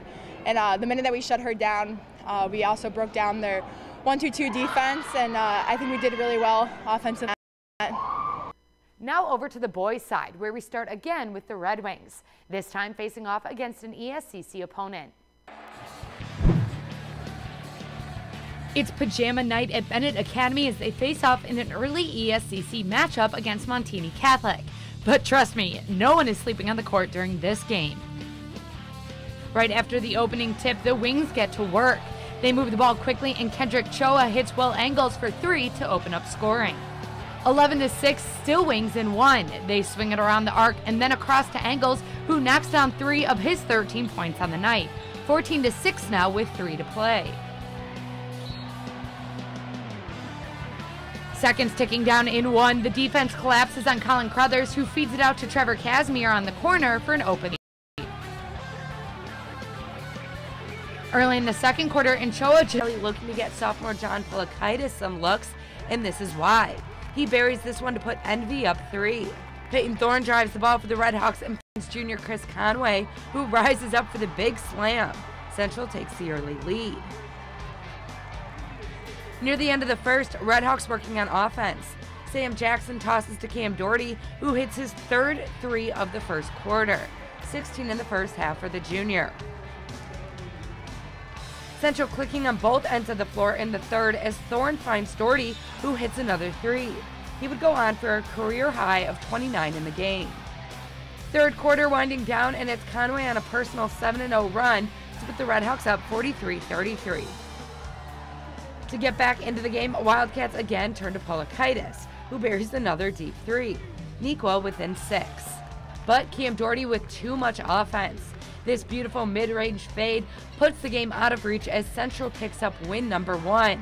Nequa drops into a tie with Mattia Valley and Wabansi Valley in the DVC standings. I think just a big part of it was finally being in our gym, being on the rims we shoot on every day, and then wanting to come out and make a statement. 0-7 isn't fun, and Nequa's a team. I had my best game against Nequa last year. Their team I feel comfortable playing against, so I just want to come out and make a statement. While December is often a time of reflecting, here at NCTV we do that once a month, looking back on a past athlete and checking in on what they're doing now. Well, we decided to check in on 2 athletes for our final Where Are They Now of 2018. These athletes were so linked for their 4 years at Nequa Valley that we couldn't pick just one. So let's check in with Kai Moon and Maya Starks with Justin Cornwell, presented by Molly Maids of the Aurora, Naperville area.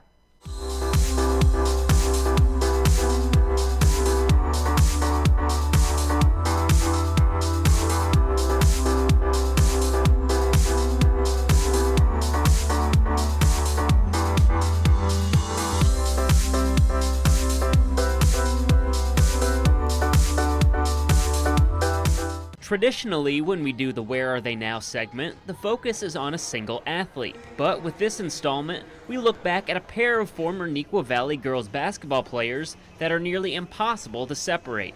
Kai Moon and Maya Starks both began playing on the varsity team as freshmen in the fall of 2012. Each year, the pair saw their playing time increase as the Wildcats were in the midst of a run of 5 consecutive regional championships, culminating in a sectional title win during their sophomore season in 2014. As seniors in 2016, Moon and Starks were firmly the leaders of the team, with Starks running the point and Moon providing a scoring punch from the other guard spot. The two were so in sync that both players broke the 1,000 career point barrier in the same game that season. The Wildcats once again raised a regional plaque that winter, the 4th of their careers, before falling in a close loss to eventual state champion Bennett Academy in the sectional semifinal. After 4 great seasons together, it was hard to imagine the two playing apart, but Maya Starks stayed closer to home to play collegiately at Northern Illinois University, while Kai Moon also got a Division I scholarship to play for Binghamton University in New York. Now in their junior seasons in college, both players have entrenched themselves in their respective starting lineups. Starks is back in action after suffering a season-ending injury in January of her sophomore season. Working up near the top of the key, Courtney Woods will come around now to give, and from the foul line, smooth as silks. That's exactly what you were talking about with Maya Starks. She leads the Huskies in assists and averages nearly 10 points per game. Moon was a preseason All-American Conference pick and showed why, averaging nearly 12 points per game to start the year before suffering an ankle injury 6 games into the season. Although their paths diverged on the collegiate level, these two Wildcat greats will always share a bond through their time with the blue and gold. For Naperville Sports Weekly, I'm Justin Cornwell. Still to come on NSW, we roll down the lanes with boys and girls bowling.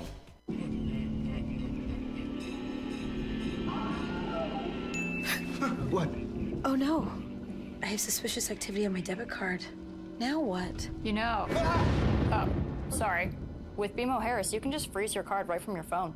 Wow, really? Yeah. You can unfreeze it too. How many roommates do you have? That feeling you get when a bank puts security at your fingertips. That's the BMO effect. Give the gift of downtown Naperville. Treat someone special to a great shopping, dining, or spa experience with downtown Naperville gift cards. Good at more than 150 businesses. Purchase them at 4 convenient locations or online and have them mailed directly to the lucky recipient. Best of all, there's no purchasing fee. Just choose an amount and send. It's that easy. The perfect gift for anyone at any time. First up in the alley is a crosstown rival, which Naperville Central won last time these two teams met up. Let's see how things fall this time around. Raising money for the Special Olympics, two crosstown rivals come together for a strike fest and friendly bowling match. We start things off with Logan Nardi knocking down all 10 pins with a two-handed delivery. We'll see more of this, trust me. In the second game, and it's more of the same. This time, Brendan Lukasik with the strike for North. He walked away with a 209 Game 2 score. Zach Knusel answers North's strikes with a 10-pin knockdown of his own. Through 2 games, Central has a slight edge. Into the last game, and here he's again like promised. Husky Logan Nardi picking up another strike for North. He rolled a match high of 597. But Patrick Coe and the Central Redhawks were just feeling the strikes a little bit more than North tonight, as Coe rolled a 572, leading the way for a Central victory. But both teams came out victorious as they raised over $7,000 for Special Olympics Illinois. It was really great just having a charity event tonight. Like, of course, we're competitive with North, it's our rivals, and we're all trying to win. But at the same time, everyone was just having fun, bowling for charity and everything. Here, everyone was just screaming charity all the time. If you want to learn more about their fundraiser, tune into the first NSW of 2019. Now over to the girls' side of things with 2 Valley schools kicking us off. We traveled to Parkside Lanes for a mid-December DVC matchup where the Waubonsie Valley Warriors, under new direction of Coach Jennifer Neighbor, host Mattia Valley. Senior Mustang Alicia Anton rounding out the first game with a solid strike. The first game would be Anton's best with the 166 score, helping her to a 455 series. Teammate Bella Tiffany gets the nifty pickup in the second game. Looks like she may leave one standing, but the Pins pull a trick and knock the last one down, warranting a fist pump from the Mustang. Waubonsie's Carla Layers grabs her highest score in the third game, thanks in part to this strike. She ends with a 430 series. Second best bowler of the night would belong to Bay Pays. She would grab a 504 series score after picking up this 1 pin on her next throw. The Warrior top bowler would be senior Haley Kearney. Her solid form leads to a strike on this throw in a 488 series. We go back to Bella Tiffany for the top series score of the night, picking up her 4th strike in a row and eventually leading her to a 506 series and a Mustang victory. I'd say pretty good. The first game was a little rough, but you know, just remembering how to bowl on different lanes, it's always a struggle. We head back to the Fox Bowl where Naperville North hosts Mattia Valley. Both teams call this alley their home, so they know the lanes pretty well. North's Amy Brennan follows up with the strike for the Huskies. These were hard to come by tonight for the orange and blue, but Amy pulled through. To the second game, and Bella Tiffany rolling another solid series. She grabs 2 strikes in a row after this throw to help her to a 539. North keeping pace though, Rachel Child knocks all 10 pins down for the Huskies in game 2. The strikes keep landing for Mattia into game 3. Nia Blowy helps the Mustangs pull away with a 134 in game 3 after 2 strikes in a row. The story of the night though would be Mustang Sydney Lewis, who rolled a 210 in game 3. her first time breaking 200 in competition, and she sealed the victory for the black and gold. I felt really good. I was really excited because I got a 2:03 in practice, and I was really excited for that to pay off in the meet. Let's hit pause on the highlights and hit play on a Take 5 with Jack Flood from the Warrior Hockey Club, presented by BMO Harris Bank.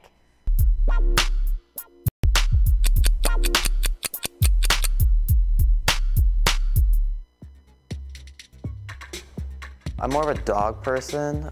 We had to kind of dog sit my uncle's dog earlier in my life, so I got kind of used to having dogs around the house. To be a civil engineer, I think that's what I most likely am going to major in college, so I think to get a job in that field would be pretty cool. I think just making the varsity team my sophomore year. At first I was on JV, then eventually I got called up to varsity, and that was a big deal for me at that time. That was pretty exciting. Snapchat, I like to talk to my friends a lot. The guitar, I think that's pretty cool, and it has to do with a lot of different types of music.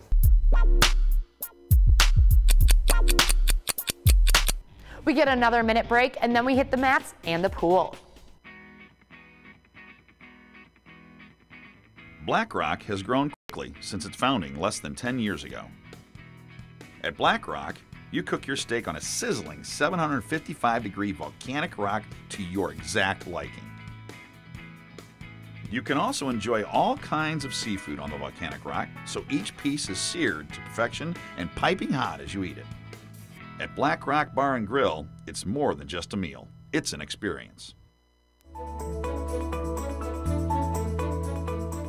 NCTV17 is your nonprofit community TV station, keeping you informed and connected in many ways. Thanks for joining us for this week's Naperville News. You might tune in to our weekly newscasts or receive free daily news and sports updates in your email. Or perhaps you enjoy watching community events or any of our original series. Welcome to the Naperville Moms Network. It could be that you've been on our set in our studio as a guest in one of our talk shows. Or maybe your son or daughter has appeared in a sports highlight or live broadcast. Or someone you know has been featured in Sports Story Sunday. No matter how you connect with NCTV17, whether on air or online, we know you value local television coverage, and we value your continued support.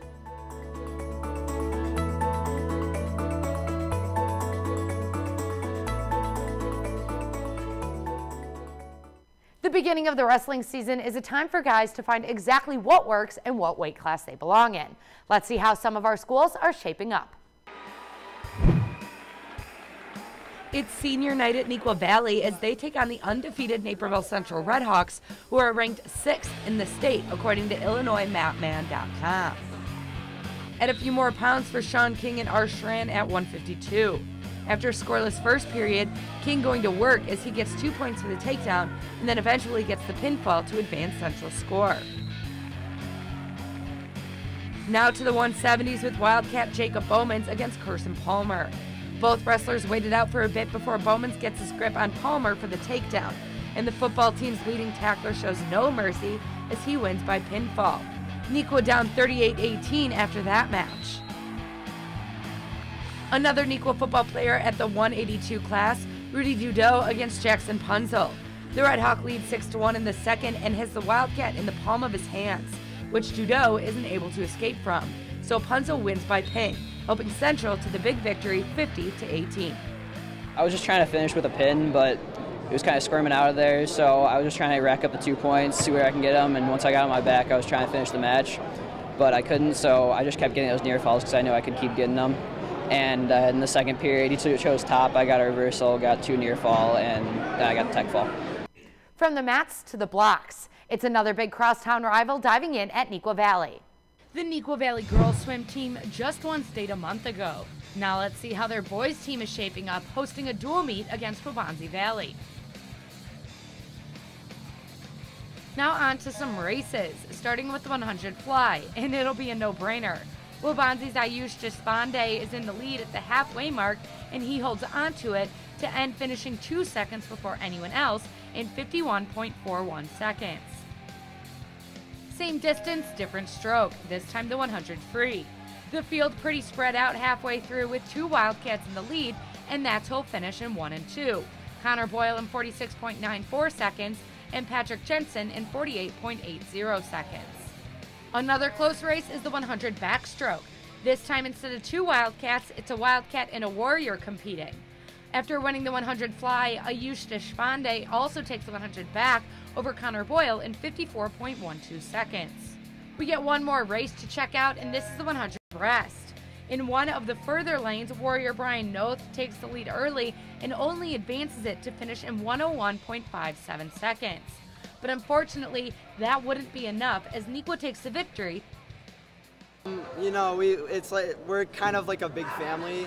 We've been swimming together through Fox Valley, so we know like the guys at Wabanza really well. So it's kind of just like a big competition between us. It kind of just makes us better for the end of the season.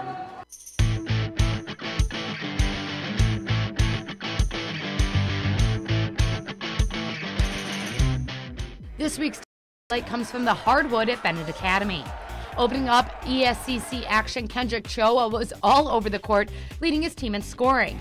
And he did it in pretty fancy fashion. One play in particular, Choa works around his defender, gets wide open, and up he gets for the dunk, and that pinballed around the rim before falling through. But it won't be anything to mess with this year, is evident by this week's Play of the Week. The Daily Herald, the biggest suburban newspaper, has covered Naperville since 1990. Whether you're at home, at work, or on the way, the Daily Herald offers the full digital experience. Print, online, daily email alerts, and prep sports newsletters. We'll keep you in the know with news, sports, and of course, your neighbors. The Daily Herald, suburban Chicago's information source. Experience the Promenade Bolingbrook.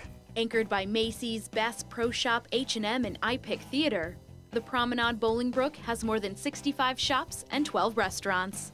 There's something for everyone, from fashion trends to gifts for the outdoor enthusiast. And don't forget about special events, including nightly shows of the Festival of Lights Holiday Tree. It's shopping, entertainment, easy and convenient parking, and great restaurants. This holiday season, check out the Promenade Bolingbrook. Rounding out our last show of 2018 is the coldest sport we cover. Ryan Risky hits the ice with Bennett Academy facing off against Providence. Showdown at Seven Bridges. Rivals Providence Catholic and Bennett Academy square off as they sit in 4th and 5th place in the CCHL respectively. Red Wing Will Salmons leads the conference with 25 points. Scoreless midway through the first, the Celtics force a turnover, creating a 2-on-0 break. Peyton Bowditch slams it home and Providence strikes first. The Red Wings have a power play a few minutes later. JT Kelly's shot is saved, but Luke Bentley blasts the rebound over the glove of Luke Krasinski to even this game at 1. The Red Wings are on a power play with 6 minutes remaining. They get the puck to the front of the net, and after a mad scramble, it's Will Salmons from the slot, putting home the go-ahead goal, his 11th in CCHL play, and the Red Wings lead 3-2. The Celtics head to the power play with 2 minutes remaining as they look for the equalizer. Tom Davis with the cross-ice pass to Bowditch. His shot is saved, but Tom Zatch with the net front presence to finish it off, and that sends this game to overtime, tied at 3. Fast-paced action in overtime. JT Kelly waits patiently to enter the zone, and then he snaps the puck over Brzezinski to win it. The Red Wings take this one in thrilling fashion over their rivals as they move into 3rd place in the CCHL standings. I just crossed the blue line and skated right and shot over his glove. I didn't really know what was going in until I saw the net move. It was so awesome celebrating with all the fans. We stick with Ryan Risky for girls hockey as well. The undefeated Naper Valley Warriors face off against Fenwick. Girls hockey time. Lindy Lobdell and the Naper Valley Warriors head into this matchup undefeated as they take on Fenwick, who also has a in the loss column. Less than a minute into the game, Lindy Lobdell shows off her skill, going the length of the ice, undressing some defenders, and roofing the backhand past Lena Flores to open up the scoring. 1-0 Warriors at the end of the first. The Friars look to get the offense going. Caroline Jenkins chips the puck ahead to Cecilia Jenkins with the breakaway, but Ashley Oman with the blocker save to preserve the lead. 3 minutes later, Lena Flores makes a save, and now here comes the third breakaway of the period for the Friars, and this time they capitalize. Elena Kaiser ties the game at 1 as we head to the third period. Final seconds of the game, the Warriors try to clear the puck, but Jenkins steps in front and centers to Emily Franciscowicz for the game-winning goal with 2 seconds remaining, and Fenwick hands Naper Valley their first loss of the season. They had a lot of cherry pickers, like everyone was just sitting back, and we had to change our game to that, I guess, and then I think it was just us getting more sloppy, but we'll fix it with practice. With the holiday season comes gift giving and food drives. The District 204 dance squads teamed up for a Toys for Tots drive. Stephanie Odie tells us more, presented by Edward Medical Group.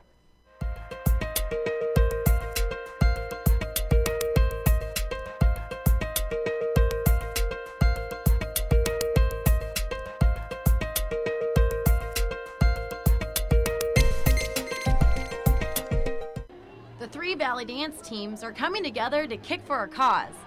For the 3rd straight year, the Waubonsie Valley, Neuqua Valley, and Metea Valley dance teams have been hosting a charity fundraising event. This year, the goal was to raise money for the Toys for Tots program. So we really just wanted to bring all of the girls together to raise awareness for a good cause, and each year we decided to pick a different charity. The Marine Corps Toys for Tots program has been making a difference in the lives of American families for 71 years by providing a sign of hope to economically disadvantaged children during the holiday season. Toys for Tots was started in 1947 by a lieutenant colonel to help less fortunate children that might not receive a toy for Christmas. It's been going on since then. We accept new and unwrapped toys to be given to children in our community. The DuPage County alone serviced 27,000 children in the area, so all donations and toys that come into us go right back to the community. And today we accepted a check for $29,000 that will go directly back into the community. Just brought them together to do kicks for raising awareness for Toys for Tots, and it's really fun to see them all in the court, all as one. They each fundraise on their own. They ask family, friends, neighbors to donate any amount of money that they wish to for the cause and for the teams. Although they may be rival schools, the Valley dance teams have forged a unique bond. They have created a tradition that gives back to the community and gifts a child in need this Christmas. A lot of the girls are friends outside of dance and the fact that they're separate schools. So there are big rivals between the schools, but they're sister schools, and that's what it's all about, bringing them together to show their love for dance and show their love for each other. Eventually the goal would be to bring them together and dance together like a full routine, but that might be years down the road, and that's okay too. So anyone that's interested in getting involved with the DuPage County Toys for Tots can go online. They can find us through the National Toys for Tots website, which is toysfortots.com. They can also visit us on our Facebook page, DuPage Toys for Tots, and we're always looking for volunteers and businesses to partner with to meet our goals every year. So, yep. For Naperville Sports Weekly, I'm Stephanie Odie.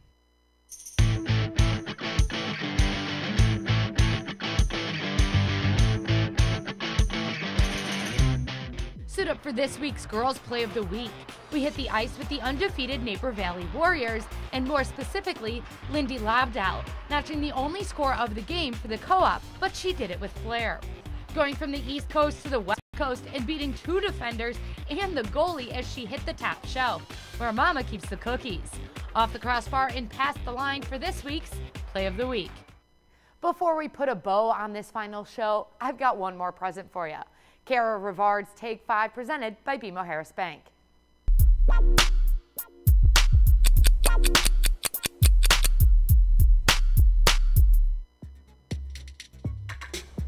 Probably to be a college coach for basketball. Colorado, every year my family would go there to go snowboarding. I don't know, probably go on a lot of vacations. I'd probably buy a dream car or a dream house. Vacuuming, which just takes a while. Probably the power to refill things. Like if I was feeling a little broke, I could refill my bank account.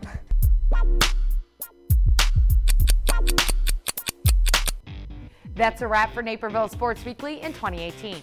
We'll be taking the next 2 Sundays off to enjoy the holidays and be back on your screens on January 6th.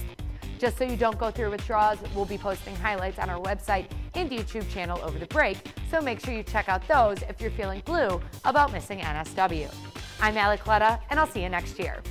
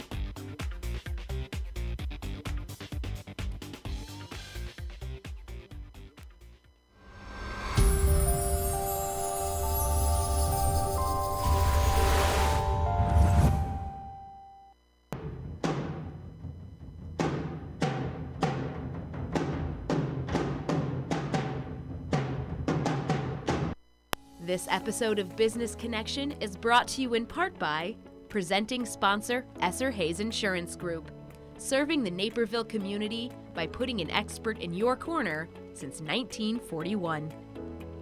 I'm Liz Spencer and welcome to Business Connection, introducing you to the names and faces of Naperville area entrepreneurs and business owners. Today we'll go on location to the labs. We'll take a look at the new health and wellness initiative from Edward Elmhurst Health. We'll meet a realtor from Baird & Warner, but stay tuned for Learn to Write Now, all here on Business Connection.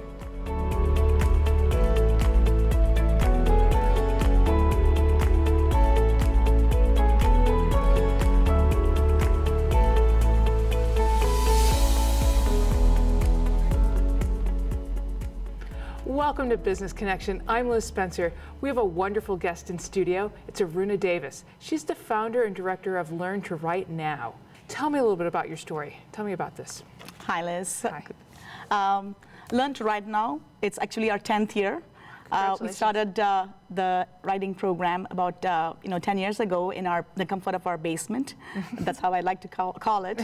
We started this as I found the need for writing enrichment in my child's life, in my son's life. He was an avid reader, right? And I see that, I was able to see that among his friends too. So they were constantly talking about books and all that. But when it came to writing, it was always this blank page and blank stare, that kind of a look, you know. They were not able to bring their thoughts. He was able to speak out his thoughts, but he was not able to bring it on the paper. So one summer, 2008, I said, okay, I'm going to gather him and his friends, and we just did a writer's workshop, because I've always been into writing. I'm an engineer, I'm a business graduate, but what I would like to call myself as mostly is like I'm a writer, or I'm a writer in training, so to speak. So I said, okay, I will put those skills into play and do a little, prop-based writing. So that's really how it got started for those few months in summer, and I put that aside. Later, when my friends, they realized, hey, this is really good, what you did with our kids, it's fantastic, and they seem to be, getting the process of writing. Could you do this again? I said, okay, let's think about it next summer. So we just kept doing this like a few summers, but then parents who got to know, it's really, it spread like wildfire, I would say, word of mouth. So parents and friends who got to know, they started coming to us, coming to me, so to speak, and telling, hey, my student is a senior in college. I mean, in school, in high school, applying to college. So could you help with the college admission essays?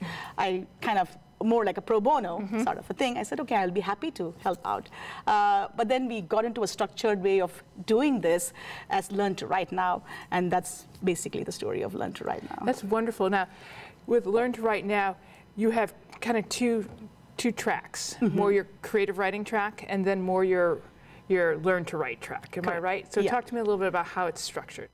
The two tracks are creative and academic. Although we started as a creative enrichment, solely a creative writing enrichment center, I think our academic enrichment has become so much bigger. So much so now, although it was a writing enrichment, now we are also a reader's workshop, we have a test prep workshop, and then we do public speaking and debate. So because we anchor everything that we do in writing, you know, we even tell our public students, unless you become the president of the country or a president of an organization, nobody is going to write your speech. Okay, you will not have a speech writer. You still have to write your own speech. So we anchor everything in that writing. So that's why we call ourselves Learn to Write Now. And and we believe that, you know, English language enrichment, it kind of encompasses all this: the reader, the writer, the best speaker, and the test taker, you know. So we cater to all those fields of study. So I couldn't agree with you more. That we all need to have command of the written language and to be able to read. Those are fundamental things that we need to be able to do. So tell me a little bit about how it works. So I have a child who is struggling, perhaps. How would a workshop work for that? Right, that's a good question. So we have different kinds of parents with different kinds. I mean, even within the same family, you know, multiple sets of students, their own children who are students who have various needs. So a mom who comes to us, she would say, my older one, she loves writing, okay, but there is not enough enrichment that I'm able to, you know, help her with either at home or at the school level. What can you do? So then it becomes a challenging enrichment program, right? So if she's at a certain grade level, we understand what she or she cannot do and kind of challenge her from there and make it better. But she would say her brother, of course, he doesn't like to read, he doesn't like to write, or he just cannot write, he wouldn't do anything. Can you help? We said, of course we can help, you know. So then it becomes a part remedial program too. So this student is not able to perform well at their grade level. So we maybe start the student at a slightly, you know, a lower grade level, without them knowing, because you know, you don't have to tell them, hey, you're a fourth grader, but we have to start work at the second grade level. But we give them those enough work so they become confident at their grade level pretty soon. That's the key word there, especially with your remedials. You're giving them confidence, so and that's gonna improve their learning right now. How does a parent get connected? How do you run classes all year round? How long do they run? Right. So although we initially started as a summer-only program, now we are an all-year-round program, which is fantastic. The community has, you know, realized the need. I mean, although among reading, writing, and arithmetic, they say writing is the forgotten art, I think at least in Naperville, they realized writing is an important skill. So because the community has come, you know, again and again asking for this kind of an enrichment. So now it's an all-year-round program, but we only enroll the students at 3 points in the year, one in January. So currently the winter-spring registration is going on. And then we have one in summer, you know, starting in June, and then another one starting in fall as the school begins. You had mentioned off camera that one of the things you do in your workshop, so take me through that workshop of, you give them assignments, and there are many assignments, and then more importantly, I want you to tell me about the feedback. Okay, wonderful. The student comes to our workshop for once a week. It could be a 75-minute or a 90-minute or a 2-hour class, right? Depending on the objective.